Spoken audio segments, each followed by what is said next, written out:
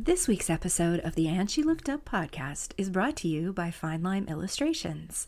If you love quirky, colorful art transformed into fun, handmade stationery items, pretty much guaranteed to brighten somebody's day, that's just what you'll find in my new online shop at finelimeillustrations.com. That's fine as in I'm fine, lime as in the fruit, illustrations.com. Browse the entire collection or sign up for my email list to see some behind the scenes peeks into my studio. You'll also get first notice of new product launches and subscriber only sales. And as an added little bonus, you'll also receive a free coloring sheet to help you relax and de-stress from your day. And now, on with the show.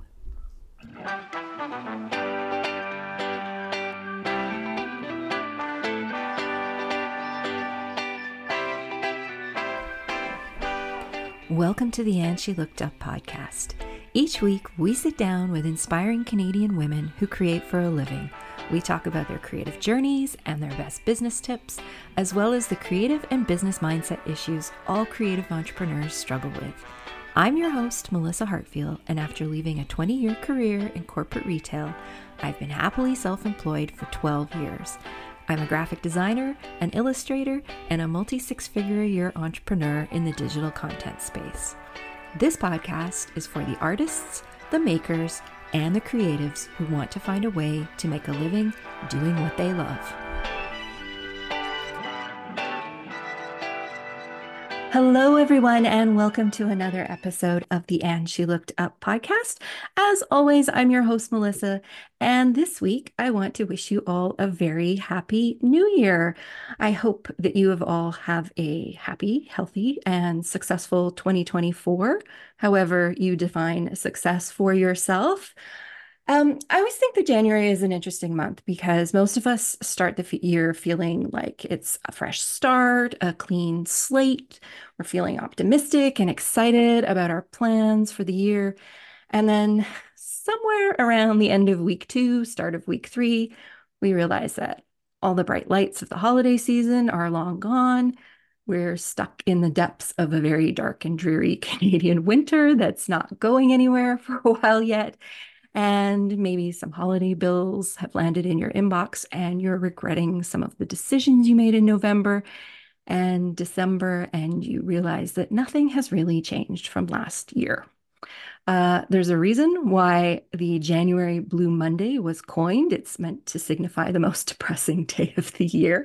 And I think this year it's supposed to be on January 15th, so probably very close to when this podcast airs. So this year, I wanted to do something a little different on the show for the month of January. I wanted to bring on some guests that could help us maintain that New Year positivity and help us build our confidence to continue to grow and help us find the courage to make the changes that we need to make in order to continue to move our businesses forward, develop our creative practices, and just live our best personal lives. And with that, I'd like to introduce this week's guest, Sara Fisher. Welcome to the show, Sara. Thank you for having me. I'm so excited to be here. I am excited to have you. We're going to be talking about some really interesting things today, and I'm really looking forward to this conversation. But for those of you who may not be familiar with Sara, let's just get a little introduction so you know who she is. Sara is an influential and grounded speaker who is on the pursuit to ignite and support others in their self-development journeys. So she uses positive energy and a genuine approach and compassion in order to facilitate a safe space for people to dive deeper into their connection to their higher self. So she draws on her knowledge from her experience as a certified life coach, as well as extensive research into the law of vibration, which we are going to be talking about quite a bit today, and positive psychology. So all of that in order to bring a very fresh perspective to self-development. So, Sara, before we dive into all of that, the very first question I ask everyone who comes on the show is, did you feel like you were creative as a kid? Ooh, you know, I, yes, I would say I was a very creative kid. I wasn't afraid to express myself. And I think that is really where creativity stems from, is your unique expression and how you view the world. And I definitely wasn't afraid to do that. I did it in very fashion forward ways. I remember growing up and I had like these bright pink, sparkly pants that I would wear everywhere I would go. I was obsessed with like the biggest earrings I could ever find. I would, every time I went to the mall, I would run to Claire's, if anyone remembers Claire's. Yes. And I would get like buy their earring packages and I would buy the most like outrageously obnoxious earrings I could find. And I think at one point I remember my dad built me this earring holder that I could display on the wall. And I think I remember counting at one time I had 113 pairs of Oh, earrings. wow. It's a Yeah. work of art in its own right. Yeah. So I definitely express myself in very visual ways. So, what led you on the path to becoming a life coach? I would say growing up, I I knew a lot of people and a lot of people in my family as well that had always dealt with forms of depression or anxiety. And I've always been the half glass full kind of girl. I've always tended to have a very positive outlook on life. Doesn't mean I didn't have like negative days or anything like that, but that was always my view on the world. And yet there was still days that I struggled. There was still days that I wasn't my best self. And then to see that someone who didn't deal with depression or anxiety, but still had these struggles, I couldn't imagine what those other people were going through Mhm. and what kind of headspace they would be in. And I just think life is such a beautiful gift, and there's so much to live for that I really wanted to help people discover what it is that they wanted to live for and how they can make the most of their time here. And because it's not something that we should just, get out of bed, go to work, come home, watch TV, then get up and do the same thing. Like there's so many beautiful things to explore in this world. And I think everyone was put here for a reason to show the world their unique gift. And I really just found passion in helping people find that unique gift and finding how to live a life that they are just obsessed with, that they just spring out of bed, in the morning and just get on with their day because they are just so in love with their life. Because I think that's a really beautiful gift to have. So, how did you? Yes, I totally agree. How did you go through the process of becoming a life coach? Because I think there's a lot of people out there that bill themselves as coaches, but don't actually have the certification or anything. But you are a certified life coach, so you've been through some training. So maybe you could tell us a little bit about what that involved and how you went through that whole process. Yeah, definitely. I actually got my certification through COVID, so I did it Oh, all online. I had a lot of free time on my hands, as we all and did, I was, yes. as we all did, right? And I was like, now's the time. I have the free time. Let's do something useful with this time. Right. Let's make the most out of the situations that we're given and that we can't control. That's something I've always been very active about is, we can't control our circumstances, but let's make the most out of them. So I did a lot of research. I looked into like a lot of local programs as well.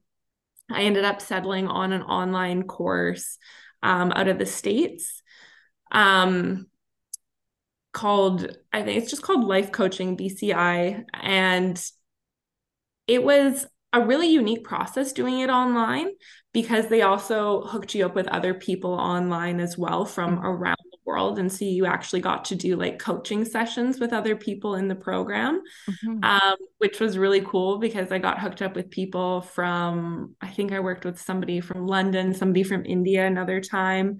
So it was really interesting to work on life coaching with people who have different cultures than you, Yeah. or and to see how they took the material versus how you took the material. And it was really neat because we dove into, your relationship with food, how that's such a big one, your personal relationships, your relationships with other people, as well as your relationship with your work.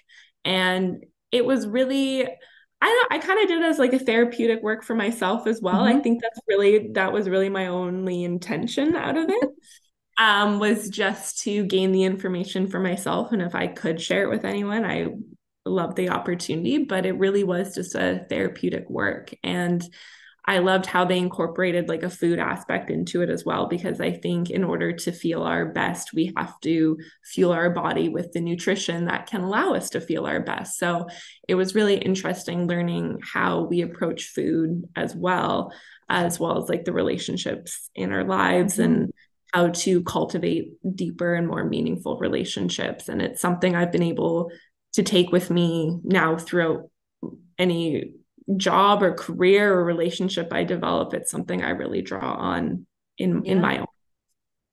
Yeah. What were you doing before COVID hit? Were you doing something completely unrelated or?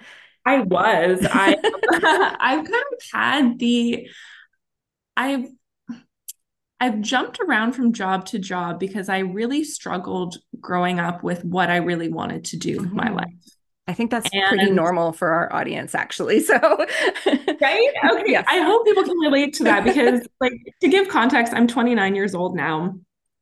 And growing up, the only thing I've ever known that I've ever wanted to do is actually become an actress. And it's something I'm really passionate about, and it's something now that I am pursuing as well in my life because I tend to need lots of different things on the go. I like to Multi-passionate. dabble in lots of things, Yeah. So I always wanted to be an actress.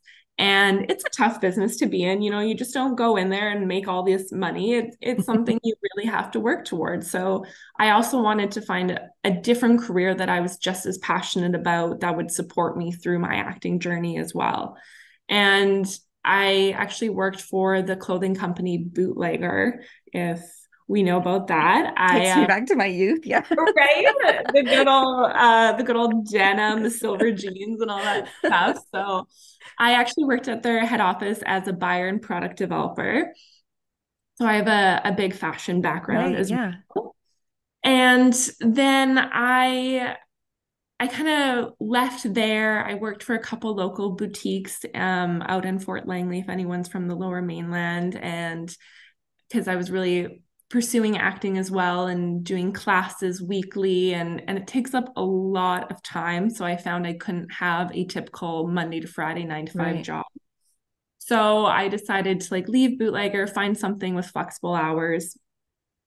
And I worked in retail for a while doing that. And then I realized retail wasn't for me anymore. It takes special people to do retail for a long time. While I did love it, me working with people, it just wasn't what I was like truly passionate about doing. And I ended up working as like a strata manager assistant for a while, which I really did not like because it was a desk job, and I don't do that.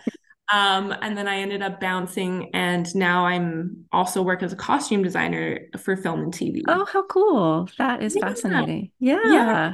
Very So I cool. get to kind of work behind and in front of the camera, which I love, Yeah. getting to do it all. So I've really bounced around, but the life coaching and the self-development, positive psychology, I believe has really led me to each of my jobs because Yeah. actually I had no experience being a costume designer and I got hired on the spot. Wow. And I really contribute that to my energy that I bring, because I had no experience at Yeah. all. I got hired on as an assistant costume designer. And I really contribute that to how I present myself through everything I've learned through my life coaching and through the law of vibration and the energy that I bring. Because I feel like that speaks for itself and Yeah. is really powerful and a tool. You don't have to have all the education or all the background, you know, Yeah. Oh, especially in the creative industry. So, exactly. Yes. So, yeah, I'm still excited to the costume designer. That is something that I would have loved to have done something along those lines. I did theater all through high school. I wanted to be a stage manager, stage yeah, I wanted to be behind the scenes. I didn't want to be on Yeah. stage. Yeah. And I also, I spent 20 years in retail as well. So I, Oh my God. You know, on both, you get on both it. sides, on the front line and behind the scenes. So Yeah. yeah, but oh, costume manager, that is really such a cool gig. So It is. that would be worth a whole episode on its own, I think. Yeah. Oh, definitely. Yeah. There's a lot to it, and it's very Yeah, creative and very, very hectic at times, but I it's would a lot. imagine. Do you work mostly on film and TV? Or do you do live theater as well? Just mainly film and TV. So just yeah, locally in Vancouver. Yeah. Cool. Well, there's a lot going on in There is. Yeah. Vancouver in the film industry. So, Exactly. Yeah. yeah, very cool. So, tell us a little bit about what it is you do on the life coaching side. Like, what is your business? You're also, you do speaking engagements as well as part of that. So, yeah, tell us a little bit about what it is that you do away from the costume designing. Yeah. Right now, my business is primarily speaking engagements. The life coaching I really loved, and I have incorporated it into my speaking engagements. I did it for a while where I was coaching one-on-one as a life coach.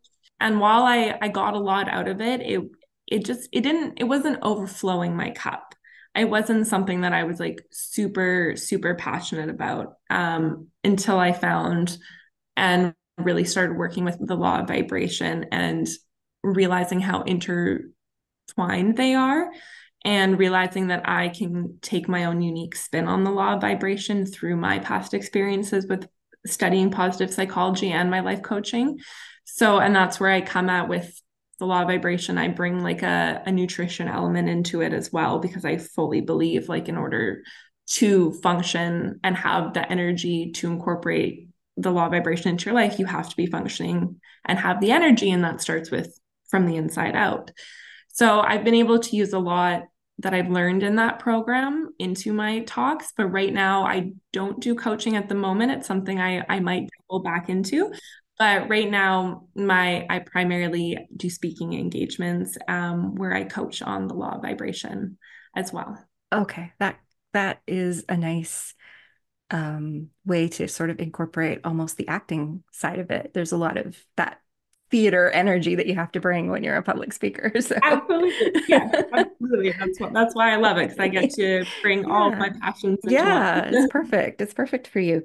Okay, so we have mentioned the law of vibration a few times now. And I was just wondering if we could, so there's the law of vibration, the law of attraction, and also manifestation. And correct me if I'm wrong, but I think all three are different.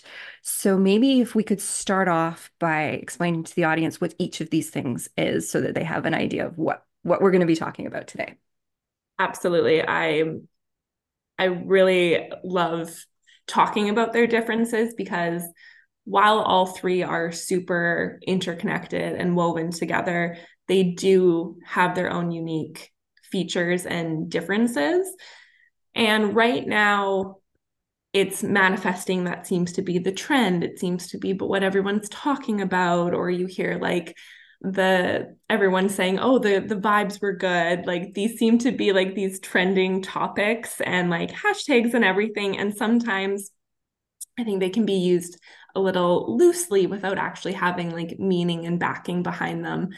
And so right now, the law of attraction is something that has been talked about heavily. And the law of attraction is actually the secondary law to the law of vibration. So the law of vibration and the law of attraction are universal laws. And the law of vibration is the law that states that everything is made up of energy and vibrates. So everything is in constant movement. And we can kind of go into like the scientific approach where we talk about like atoms and neutrons and get into like their vibration. But science was never my forte in high school. So I prefer to take a more, relatable approach. So I don't ever say that I'm a scientist and can talk about going into like that form, but it really is backed by science that everything is vibrating and in constant motion. And the only difference between objects, people, things, our thoughts and emotions because even our thoughts and emotions have a vibration.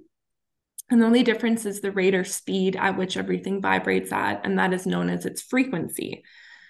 And before you can use the law of attraction, you need to have your personal frequency, so the rate at which you vibrate, match your desires. So whether you're looking to bring a new partner into your life, you're looking to change careers, you just want, to take more vacations, whatever it is that you're looking to bring into your life, or maybe it's better health, you need to ensure that you are a vibrational match with it. And in order to start mastering the law of vibration, it really comes down to understanding that how you think creates how you feel, and how you feel becomes an emotion, and our emotions are our most powerful vibration. And after that, then comes into the law of attraction, which states that you can use your thoughts and your feelings, which are your vibrations, to dictate what you're able to attract into your life. So the law of attraction states like attracts like. So if you have positive emotions and you're in the state of joy, excitement, content, you will get people and experiences that will match that same frequency. Whereas if you're maybe more in the state of jealousy, shame, fear, you can't attract then things that are on the level of joy or love or abundance if you feel yourself full of self-doubt or anxiety, or you don't feel like you can have those things, then you won't, because you're not on that frequency with them. Okay. And then if we go into what manifesting is a tool for the law of attraction. So manifesting is all about creating a vision for your future, and then being able to put the energy and the intention and the actions behind that vision and bring it to life. And you can do that through visualization, mindfulness, meditation, things like that. So they're all very closely related, but they each have their own unique properties. Right. Okay. So it sounds like in order for the law of attraction to come into play and to allow us to manifest what we want, um, we need to have a better understanding of what energy or frequency we are putting out into the world. And I think I saw on one of your Instagram posts you had a list, or maybe it was on, anyway, somewhere I saw that you had a list of the different emotions and sort of ranked them in order of the frequency that they put out. Have I got that right? Is that Yeah. something I saw? Yeah, Okay. yeah, yeah. Yes. Um, and so the more positive emotions have a higher frequency, and the more let's call them negative emotions, have a lower frequency. Is that basically what we're looking at? Correct. Okay. Yeah, it's called the emotional guidance scale. The one that I use is by Abraham Hicks, who is one of the original founders of the law of vibration and attraction and manifesting. And so the most powerful frequency, which is your emotion, is like joy, knowledge, empowerment, gratitude. And then the lowest negative frequency you can be on is fear, grief, lack, lack of feeling worthy, self-doubt, things like that.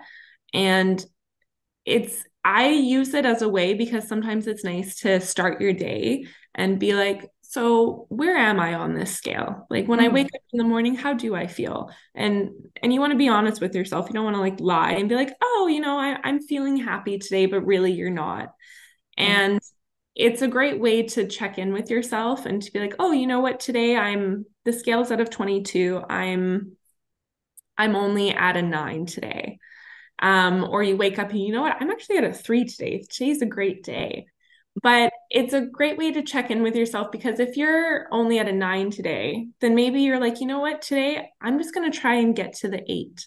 I'm just going to try and move up the scale Right. a little bit, right? You don't need to make leaps and jumps, but it's a great way to check in with yourself because then you know if you need to be a little extra more kind to yourself, or if you need time alone, or you need to do any self-care to bump yourself up on that scale. Because ideally, in order to feel your best and do your best, you do want to be radiating joy and contentment and curiosity and happiness and abundance, because those will really put you in the state of being able to start to attract and work towards what it is that you really want in your life.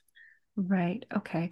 And where does anger fit onto the scale? Because I feel like some people find anger something very motivating and other people find it very negative. So I'm always Right? curious about anger. It's true. Some people can like use it as like a motivation and they're like, Yeah. get into the mood. But anger is actually on 17. Okay, Um, so it's quite low down on the. it's quite low down, yeah, on the scale. Okay. So again, like number one is joy, knowledge, empowerment, freedom, love, and appreciation. And then number two is passion. Number three is enthusiasm, eagerness, and happiness. And then, yeah, then the further down you get, the more it goes. Like, number 20 would be jealousy, 21 Okay. is insecurity, guilt, unworthiness. So that's why it's nice to just check in and see where you are, because so you can be like, oh, today I am a 21, something happened and I'm not going to get to one, but maybe I can get to 17, maybe Yeah. I can, Because I you think know, yeah, I think that's important to recognize is we don't all wake up feeling happy every morning. And it is totally normal to have like those darker emotions or more negative emotions. But absolutely. I guess what the idea here is how can you raise those emotions up and Yes. improve your day Yeah. as opposed to wallowing in them, I guess would be sort of. Exactly. We're humans. We're all going to have negative emotions. We're all going to have bad days. And you're not going to track doom and gloom to you just because you have a negative thought or you have a negative emotion. I think some people get hung up on that. They're like, "Oh, I'm thinking the same thought, so like something bad's going to happen to me." It's not. It's only if you ever act upon those emotions, Right. right? If you let them dictate how your day goes. So I'm always say, you can have a bad day, but then the next day try and make that day better, and then make the next day better, and then make that next day better. Because it's always just about improving where you are little bit at little bit, where then you can get to the point where your natural frequency tends to be higher up on the emotional guidance scale. But that takes time and that takes commitment to yourself, and it doesn't come easy. And one thing that I have created is a 7-step process to maintain a high frequency. And it's something I've developed through positive psychology and my life coaching program. And it's something that you have to do every day. Like you have to commit to yourself if you want to feel your best and create this life that you are obsessed with. That's a commitment that you have to make to yourself. And that's something that you have to show up to every day. And I think right now we can be in this mindset where it's like, oh, I just have to think positive thoughts and then everything's going to come to me. Right. Right. And it's no, that's part of the equation, but more so. And that's why I really like the law of vibration. It's about understanding how you want to feel and what you want to do with your day, what good you want to bring to the world. And I Yeah. really like the law of vibration because I use it as a tool to figure out what I want to manifest internally, not externally. Because, Okay, that's important there. yeah, That's it important because I is. I do think there's this you mentioned it right off the top that manifestation is kind of this buzzword right now, and it's sort of like this whole idea that if we just think happy thoughts and we just say, "Oh, I want," tell the universe, "I want $100,000," like it's all just going to appear. There's no work involved. It's just saying the Mhm. thing out loud, and that is not the case. Yeah. So so yeah, maybe do you want to tell us a little bit more about the 7 steps that you go through? Because I think the idea here is you want to get yourself up to a point where you need the tools to get you to this point where you are seeing the glass half full as opposed to half empty on a regular basis. Absolutely. And that is the whole point is I really have taken the law of attraction, the law of vibration, manifesting as not tools to bring money or materialistic items into my life.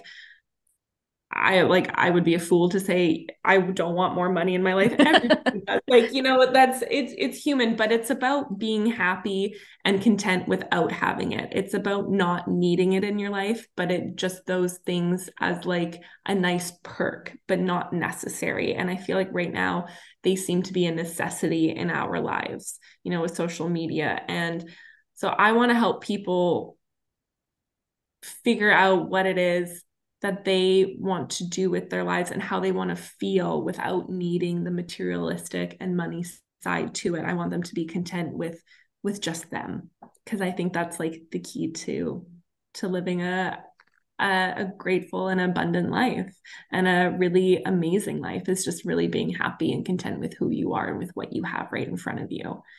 You And can have all the money and still be you miserable. absolutely. You totally can. Like, and there's so much, and that's part of my positive psychology that I talk about. There's so much research that money and materialistic items don't bring any extra value into your life. Once your basic needs are met, you've got food on the table, a roof over your head, access to basic healthcare, any amount of money beyond that isn't going to increase your happiness or your worthiness or make you feel any better. Because once you get a certain amount of money, you get used to it. And then what happens is you just want more and more and more. And so you're in a constant cycle of always wanting what's next instead of being focused and grounded on what you have now. And so the steps that I'm going to go over are a way to really connect with yourself in the present moment and figure out how you want to feel and what you want to do to make this world a better place. Because I feel like that's something that we can all harness our energy on. All right. All right, let's hear about them. So, the first step that I have is to take accountability.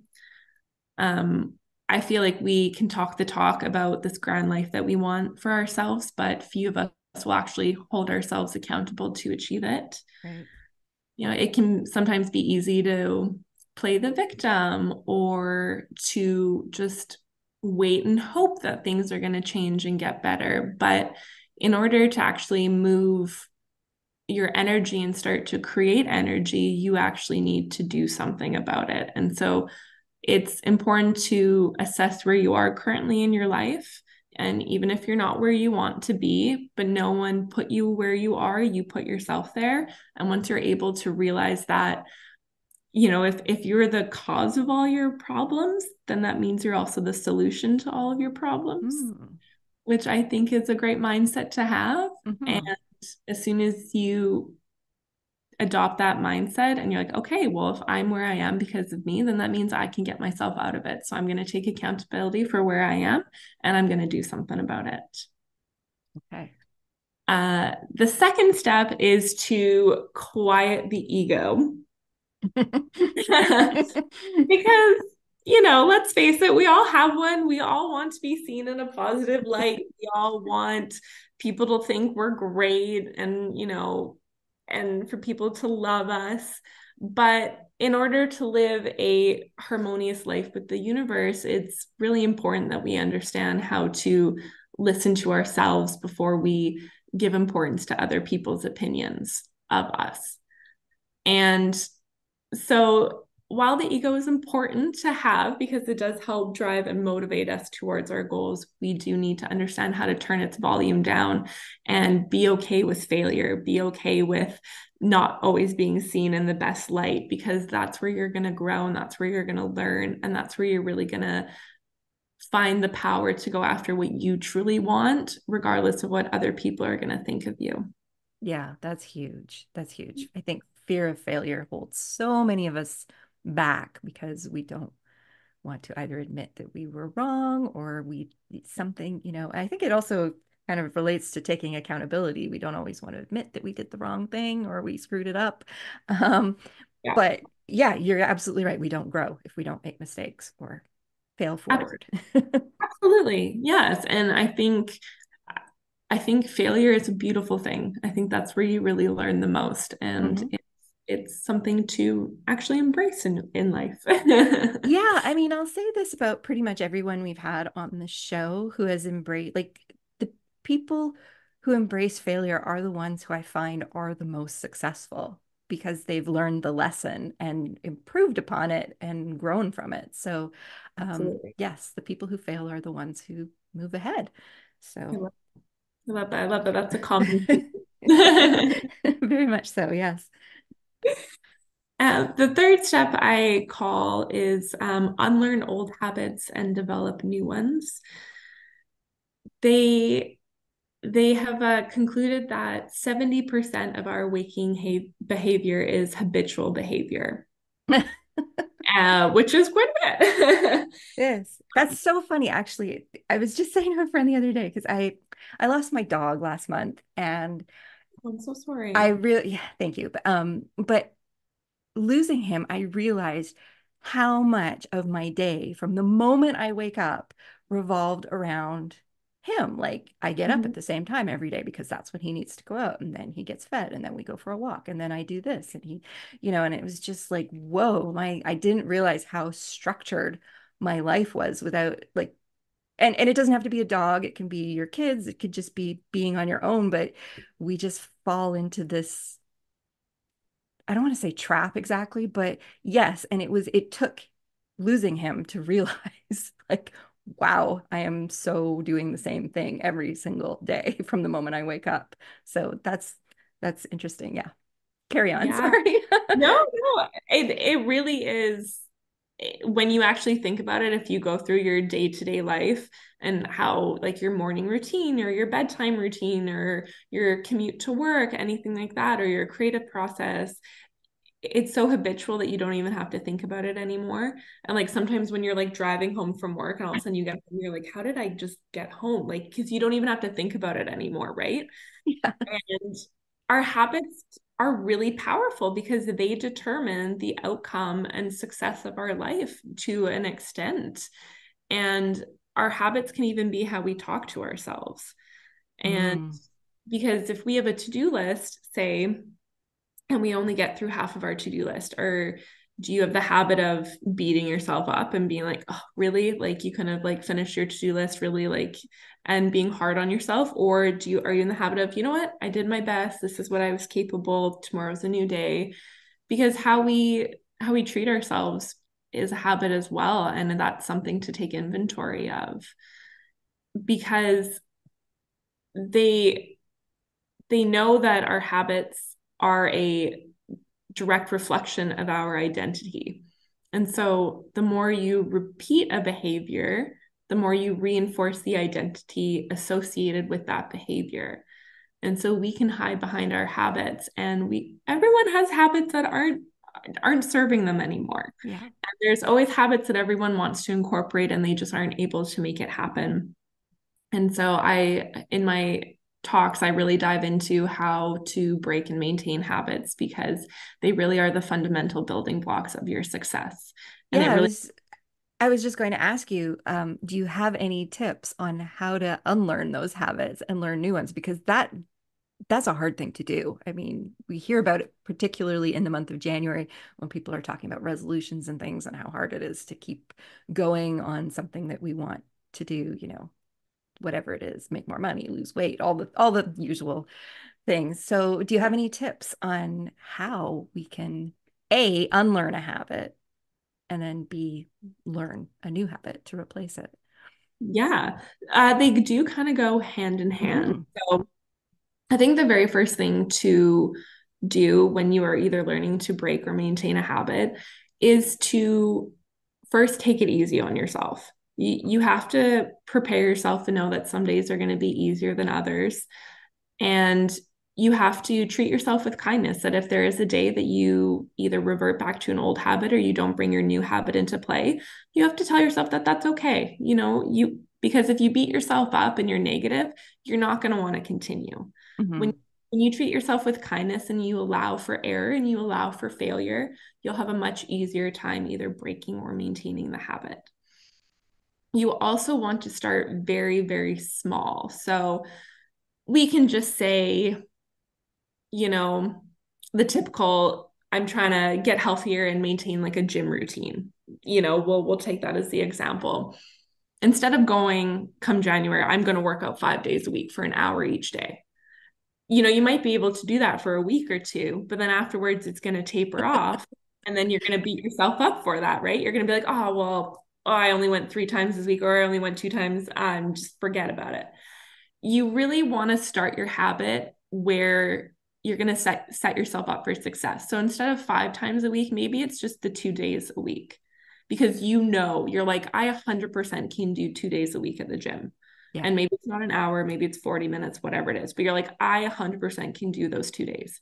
So you go the month and you do the 2 days, no problem. And you didn't have a single issue doing it. And that creates success and that creates good feelings. So then you're motivated to want to keep going. The opposite would be true if you're trying to break a habit. If you're trying to break a habit of smoking or drinking coffee or whatever it is, instead of just quitting cold turkey, maybe it's just, there's one day a week starting right now that I'm not going to have coffee or I'm not going to smoke, whatever it might be.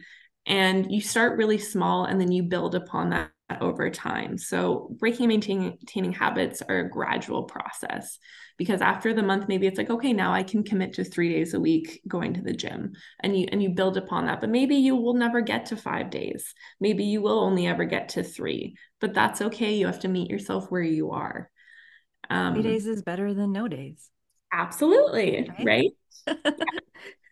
And also one of the things that I like to do, it's a visualization exercise that I adopted from Dr. Andrew Huberman. He's a neuroscientist out of the States. And he has a visualization exercise that has been proven to drastically increase your likelihood of either breaking or maintaining a habit. And the visualization exercise is just taking time to visualize the sequence of steps that it takes to either break or maintain a habit. So if it is going to the gym, you maybe can take 10 minutes out of your day before you go to the gym to visualize what you need to do in order to get there, putting on your clothes, filling your water bottle, driving, and then the visualization of actually going and being at the gym. And science has backed his visualization exercise up that tenfold people will either drastically improve their chance of breaking or maintaining just by incorporating a visualization exercise. So instead of just thinking of the outcome that you want to achieve, you actually want to visualize the process that it will take to get there. Yeah. So we've mentioned this on a previous episode, but this is something that professional athletes do all the time. It is a huge part of their actual training is the whole visualization process and not just being on the podium with the medal, but all the steps to get them to the podium. So yeah, that's fascinating. That's a great tip. Yeah. Yeah. It's one I love. I love to do. Yeah. Going on to the fourth step now, I call control your thoughts, control your life. Okay. As I had mentioned earlier, our thoughts are a vibration. They have their own frequency. And it's really easy to spiral in life when bad things happen to us that we can't control. And maybe we think, oh, we're so unlucky. This would happen to me. Bad things always come my way. And if that's what we think, then that is what we will get. And it's really important to understand that your thoughts create your reality because your thoughts create your feelings, which create your emotions, and your emotions are your most powerful vibration, and they will really predict what you're able to attract into your life. And if you're stuck on the constant loop of, self-doubt, the feeling of unworthiness, those thoughts will keep you in your same environment until you're able to change your thought pattern and break out of that. And that is a process in itself. That's not something that you can just do overnight and is easy. It does take a while to work through your mindset. But a positive mindset is really the key to unlocking your potential and unlocking your future. Right. Um, One of my favorite quotes, which is by Ralph Waldo Emerson, and he says that you become what you think about all day long. And so I always say it's important to choose your thoughts with intention because they really do have the power to create a different reality for yourself. Yes, that's a very good lesson. I think a lot of people think that sounds a bit woo-woo, but because I mean it Yeah, does when you it just does. say it out loud. It's like, oh, I'll Yes. just think it and it'll happen. But yeah, I think especially as you get older, you start to realize like how much those thoughts play a role in, like you said, what your reality is and how much time is wasted dwelling on things you cannot control.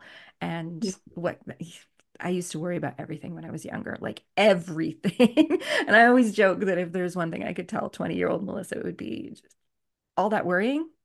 It was ridiculous. It didn't get you anywhere. It didn't change anything.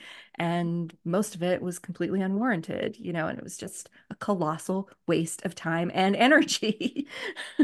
Absolutely. And I do feel like people think, oh, that's woo-woo. I just think positive thoughts and then my life changes. And that's not 100% true. There's a lot more that you have to do on top of that. Hmm. But, through affirmations, because your subconscious mind, so much research has been proved to back this, that your subconscious mind can't differentiate between a lie and a truth. So whatever you tell your subconscious, it believes. And your subconscious has to have its beliefs match its reality. So what you believe about yourself through what you tell yourself and what you act upon, because your beliefs are just thoughts that you act upon, they do create your reality because your subconscious mind can't have it be different. It has to match. And so that's why they say your beliefs will create your experiences, and then the experiences that you have will confirm your beliefs. So it all has to coincide together. So the moment that you're able to break through this and change your mindset and truly start to believe what you tell yourself, maybe at first you don't believe the positive things that you say about yourself or what it is that you're trying to change. But the more you repeat it, the more it gets ingrained into your subconscious, and then the more your subconscious starts to truly believe it. Yeah. And then that's where it'll start to become a belief that you have, and we act upon our beliefs, which then will create our experiences. And when we experience it, it confirms what we believe. So, Okay, so let's talk about that a bit here because I think first of all, as women, we are notorious for negative self-talk. But I mhm. also want to just say, as artists and creatives, we do this all the time. How often do we look on social media and just say, "Oh, my work will never be that good," or I suck at what I'm doing," or this is so hard, I'll never put out anything that's worth looking at. We do this all the time. Like it is such a trait of Mhm. creatives, Oh my God. and it's not helpful. No, no, it is not. And it's honestly something that I struggle with myself. Still to this day, it's something I always catch myself doing. Hmm. Thing I always have to remind myself not to do. And I definitely used to like scroll through Instagram, Do look the at same thing. other right and look Hmm. at other people in my industry who are also speaking on this topic, and I'd be like, oh my God, wow, like they're so good. They articulate that better than me, or like that they're prettier than me. Their page is more aesthetic than mine. You go through all these stupid things in your head, but in your head they're logical, right? Yeah. And yeah, and it stunted my growth. It made me not want to work on my business. It made me not want to post reels Because or what's the point? I'm never going to be good enough, right? Yeah. exactly. And I always used to look at it through comparison, Hmm. and it wasn't until I was like, you know what? Enough is enough. This isn't going to lead me to the life I want to live. If Hmm. this is what I'm going to do, I know better than this, but knowing is always only half the battle. I was like, let's reframe this. Let's, instead of looking at them with jealousy and judgment and comparison, let's look at it through the lens of inspiration. If they can do it and be successful, then that means I can do it and be successful. Hmm. If they have a following, then that means that there are also people out there who want to follow me. And look at it through a lens of creativity, being like, oh, you know what, I would love to partner with them on something in the future, instead of using it as a let's pin each other. Let's actually collaborate and do something together. What can I learn from them, Hmm. instead of what are they better than me at? Well, what can I learn from them, right? Yeah. Like, so I can improve myself. And it was when I was able to kind of adopt that new mindset, and that things really started to shift for me, and I really started to like go after what it was that I wanted. And yeah, I think social media can be a great tool, but it can also be a very negative Yeah, tool. exactly. So you mentioned reframing there, and to me, reframing sounds like it could be a very powerful tool in helping you move up the scale in terms Yes. of your is being able to take those negative emotions and turn them into something positive. So you're not necessarily getting rid of the emotion exactly, but you're finding a way to turn it into something that has a positive impact, I guess. So would that be a good way to kind of say, or am I off base here? But like No, reframing just sounds like a good tool. yes, no, not at all. It's kind of part of the fourth step, which was control your thoughts, control Right. your life. I am solely in control of my thoughts, and I can change my thoughts. And so if I have the thought of, oh, they're better than me, there's no point in me trying to do this, well, I can just change that thought, and I can change it to a better, more inspirational thought, and I can reframe it, and then I can take action upon that thought. And it doesn't come easily. It doesn't mean that like it takes time to really be able to do that and then to act upon those positive Hmm. thoughts. But that's the first step, is to know like you control your thoughts. So if you don't like the thought you're having, start changing it, start Yeah. reframing the thoughts that you have. Yeah. Yeah. Okay, so I think that brings us to step 5. Is that where we're at now? Yes, Yes. yes, yes. Okay. Yeah, there's just so much to talk about. There is. No, it's super interesting. It's super interesting. So the fifth step, which I call be it to receive it. So as powerful as our thoughts are, they when you pair them with action and actually taking inspired action with your thoughts, I truly believe like anything that you want to achieve can be yours. Because as we kind of said earlier, it seems people are tend to be like, oh, if I just, sit and meditate and think these positive thoughts, all these things are going to come to me. And while that's half the equation, the other half of the equation is actually taking action towards what it is that you want to achieve in your life. Yeah, it doesn't just show up and knock at your door. No. Okay, Wouldn't just that to be be lovely though? If only, just if only it the was that doorbell easy. rings and there it is. There it is, right? No, oh, I wish. But no, and it takes time. So I call be it to receive it, because I really think about, again, ask yourself the question, who do you want to be? How do you want to feel in your day? And then you have to start to show up as that person. You have to start to do their daily habits. Maybe they're daily habits that you don't like, but you know that your ideal self would do them in order to get to that place that they want to be.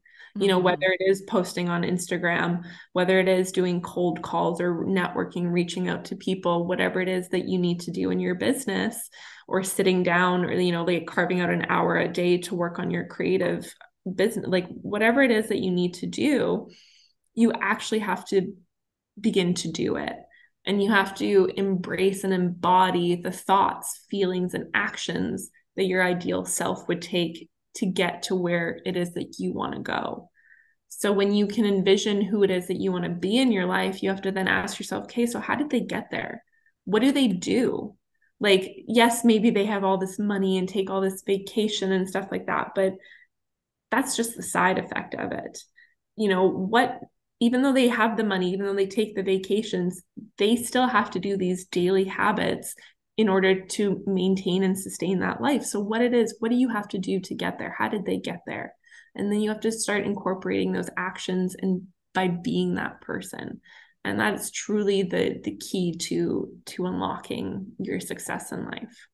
I think it probably has to be important to remind yourself too that the person that you're looking at today who is successful in whatever way you measure success, the actions they're taking today may not have been the actions they took a year ago or 5 years ago to start the path, right? Like you can't expect to just jump in to where they are today because they've done all the work to get Absolutely. there.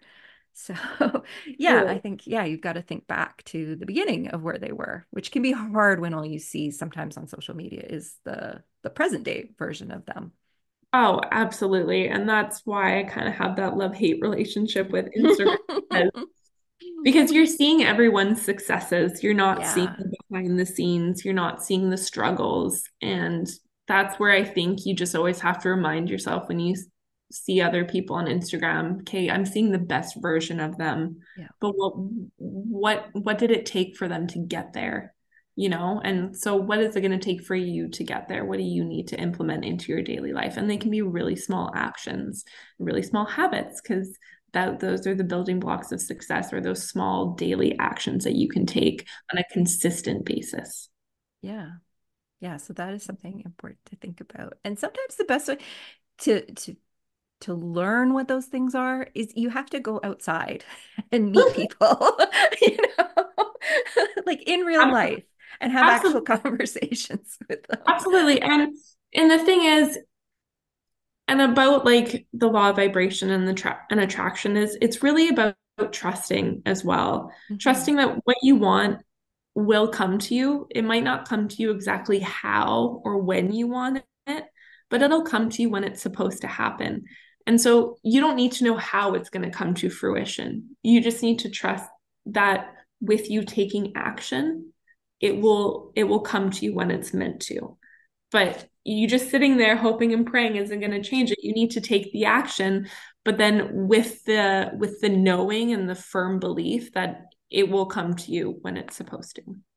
Yeah. So when we think about all these sayings, like success is like, 10% luck, 90% preparation and things like that, they're really kind of based in this whole process that we're talking about here. It's like the success showed up because it was meant to at that time because you had been taking all the steps to prepare yourself and for it to show up, to give it the opportunity to show up. A So 100%, 100%. Yeah, I couldn't agree with that more. That sums it up perfectly. okay. All Mhm. right. So we are being it to receive it. So what is step 6? So step 6, I call savor the moment because gratitude is such a powerful thing to practice and to be. But I wanted to take it one step forward. And I came across through positive psychology the term savoring, which is the act of stepping outside of an experience to review and appreciate it. And the reason I love savoring is because it keeps you grounded in the present moment. Gratitude is fantastic, but for me, gratitude builds upon the past. You know, you can sit down and write your gratitude list. What were you grateful for today or this Right. week? Where savoring is you're in the moment and you're experiencing it being fully present. Your mind's not wandering. You're being grateful for it right at that moment that it's happening. And it's really, really powerful when you can actually take that moment to step aside. And whether it's you're watching a sunset or you're having a nice hot bath after a long day, or, you're having a glass of wine with your girlfriend and you're killing yourselves laughing, or, your cup of tea by yourself in the morning, whatever it is for you just to tell yourself, I'm appreciating this moment right now. I'm going to just take a second to just really appreciate this moment because that creates powerful emotion in your body and that will raise your frequency. And I've been doing this ever since I learned about it, and I can't speak more highly of it. It really just boosts my frequency to a whole other level, and it really makes me appreciative for what I'm experiencing at that moment. So how do you remind because I think this is something a lot we all kind of struggle with a little bit without realizing we're struggling about it even, but how do you remind yourself to be there in that moment? Like, do you have something that like a trigger or something that reminds you like, hey, just let's just be here for now? I think what happened was when I learned about it, I started to do it mainly when I was experiencing like a great life event. Like I actually remember savoring a moment from my wedding. And, or if I was on vacation, there would be certain things that I'd be like, oh, this was a great time. Let's savor it. And so it first started, again, it's like a habit, it's like a muscle. The Hmm. more you do it, the more you'll remember to do Yeah. it. So at first, I would remember to do it when like really cool things were happening to me or I was on vacation. And then when that kind of became a habit, then it started to become a habit in kind of like my mundane life. I started to savor the things that we might say are like boring or, but just like my cup of coffee in the morning when I sit on the couch and enjoy it. And then the sun would come up and I'm like, oh, like savor this moment. It doesn't have to be these great grand life experiences. True appreciation comes from just appreciating like your mundane life. Because when you can take the ordinary moments and turn them into extraordinary moments, your life becomes an extraordinary event. Yes.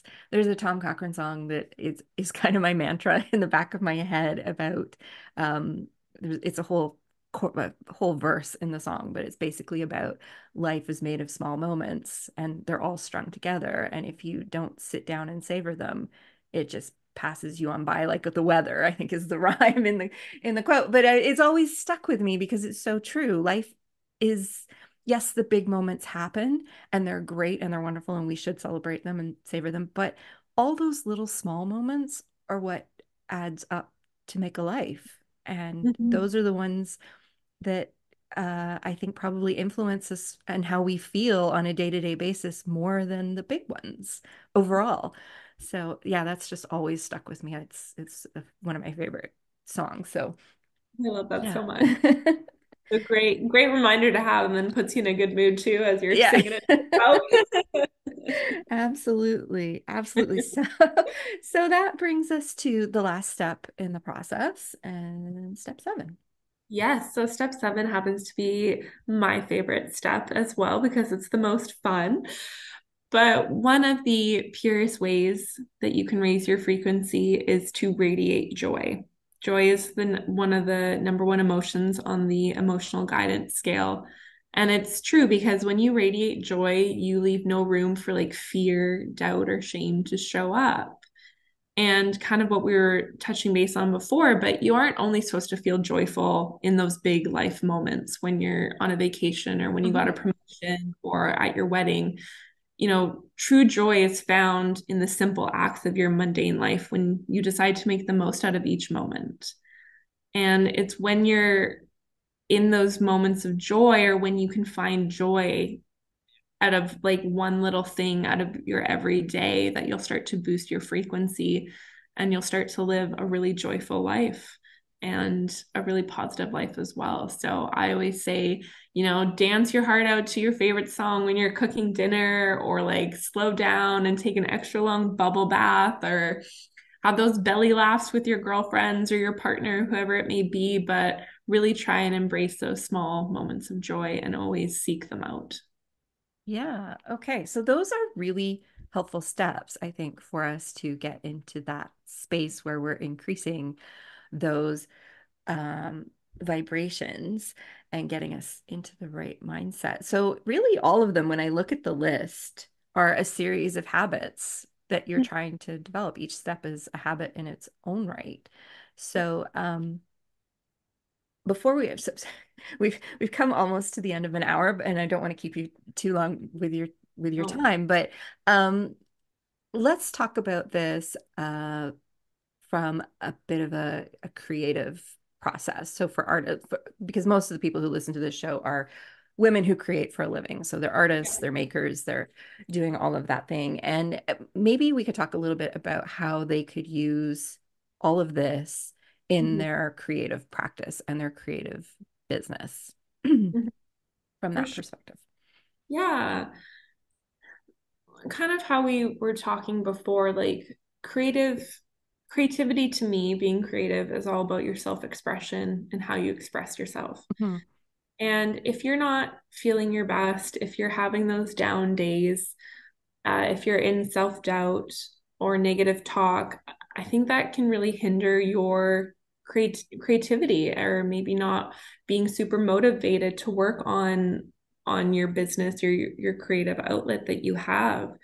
Where when you get into the alignment with your abundant energy source through your frequency and those positive emotions, I think it opens the door to creativity that you didn't even know that you had, because you're aligning yourself with all these amazing emotions that you feel in your body. And I think that just like opens you up to new possibilities. And it's a way to just express yourself how you weren't able to express yourself before.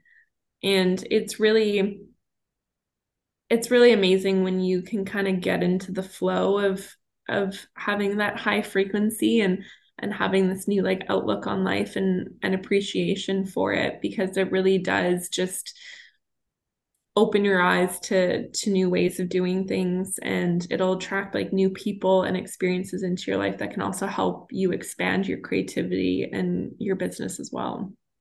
Yeah, I think you're absolutely right. I think it things flow better when everything is flowing better, your creativity flows better. And I don't know, are you familiar with Julia Cameron's The Artist's Way? If have you heard of it? Yes, I read that for acting. Yeah. Yeah, okay, Yeah. awesome. But Yeah. one of the things I've always found super helpful from her is the whole morning pages. I don't do them in the morning, I do them in the evening because Yeah. I like to clear my head before I go to I'm the bed. same way. I'm the same way. Yeah. Yeah. I But get it. but the whole idea there is you are putting all of that stuff out onto a paper and getting it out of your head, all those frustrations, negativity. It's just, if you're not familiar with morning pages, it's just basically three handwritten pages of stream of thought, consciousness writing. You're not trying to create anything for anyone to read. It's just getting all the things in your head out. And in a way, that's kind of how it's a way to deal with all those negative thoughts and negativity and getting it clears it out of your head. And I find it to be super helpful for me to just deal with that in conjunction with doing a gratitude journal as well. Between the two, I find that it really helps with that creative flow because I'm not bogged down by all those negative thoughts that I would, have the negative thought, that's fine. But at the end of the day, I just spew it out and away it goes and I go to sleep. It's nice. Exactly. And then you leave yourself open to new ideas, fresh ideas, because you're not constantly thinking about, oh, like the bad things that have happened or what you have to do with your day. You're open-minded and you're allowing yourself Yes. to be open to new ideas and That's right. experiences. Yeah. You've removed that negative block. The block is Yeah. gone. And Yeah. so all the other things can start trickling in. And yeah. Well, this has been super interesting, Sarah. Thank you so much. I've really enjoyed our conversation. It's given me a lot to think about.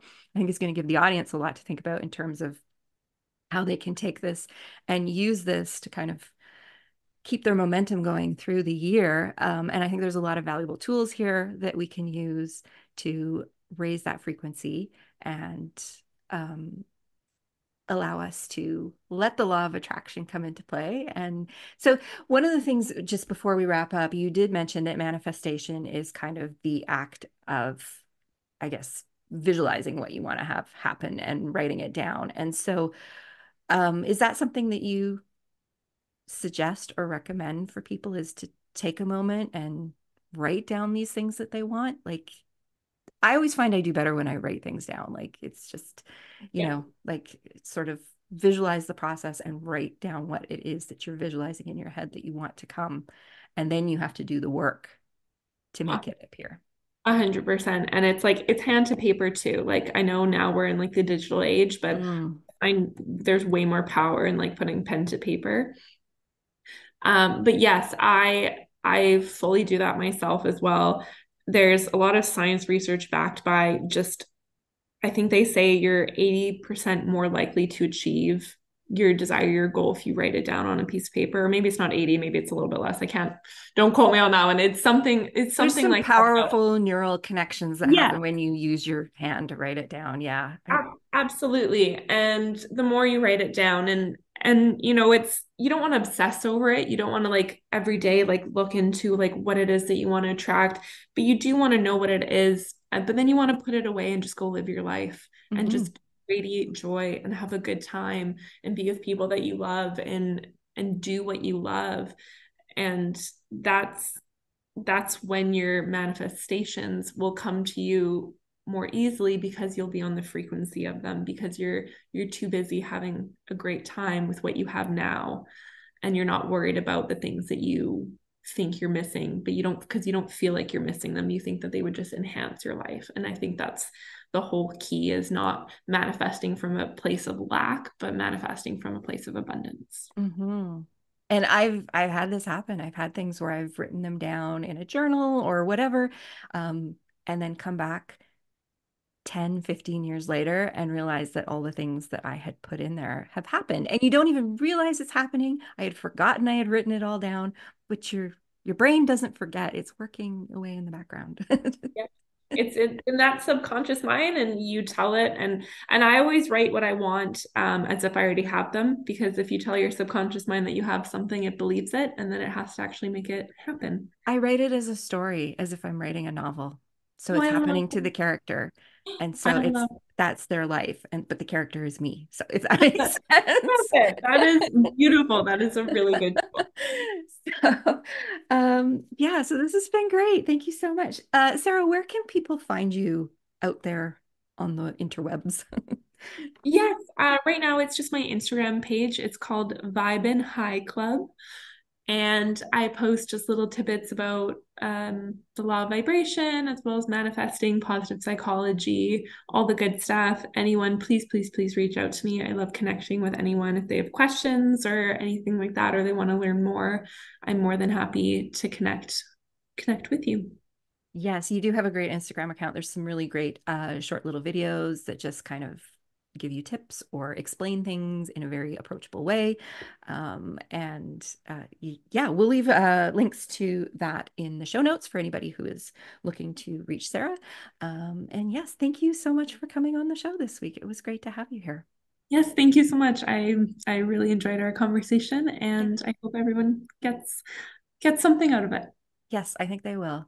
Um, that's it for us this week, everyone. We'll be back in another 2 weeks with another brand new episode, and we will talk to you all then.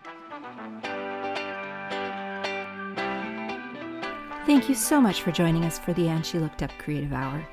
If you're looking for links or resources mentioned in this episode, you can find detailed show notes on our website at andshелookedup.com. While you're there, be sure to sign up for our newsletter for more business tips, profiles of inspiring Canadian creative women, and so much more. If you enjoyed this episode, please be sure to subscribe to the show via your podcast app of choice so you never miss an episode. We always love to hear from you, so we'd love it if you'd leave us a review through iTunes or Apple Podcasts. Drop us a note via our website at andshелookedup.com or come say hi on Instagram at andshелookedup. Thanks for listening, and we'll see you next week.